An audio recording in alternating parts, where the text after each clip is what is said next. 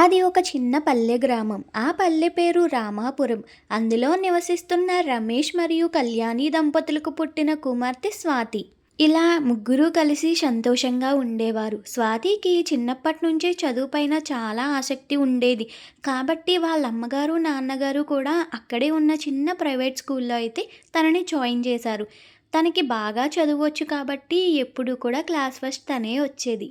సాయంత్రపు వేళలో తను తన స్నేహితులతో కలిపి ఆడుకుంటూ సంతోషంగా ఒక ఉండేది. పక్క వాళ్ళ నాన్నగారు ట్రాక్టర్ నడుపుతూ కష్టపడేవారు. అది పల్లెటూరు కాబట్టి అక్కడ ఉన్న జనం ఎవ్వరూ ఖాళీ ఉండకుండా పొలం పనులకు వెళ్తూ ఉంటారు.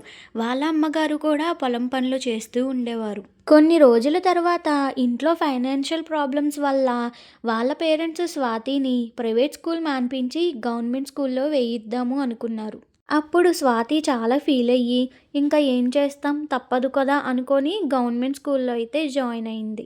గవర్నమెంట్ స్కూల్‌లో ఎల్‌కేజీ, యూకేజీ లాంటివి ఉండవు కాబట్టి తనని తీసుకువెళ్ళి ఫస్ట్ క్లాస్‌లో జాయిన్ చేశారు. ఆ తరువాతి స్వాతి జీవితం ఎలా ఉందో తెలుసుకోవాలి అనుకుంటే సెకండ్ పార్ట్ వరకు వెయిట్ చేయండి.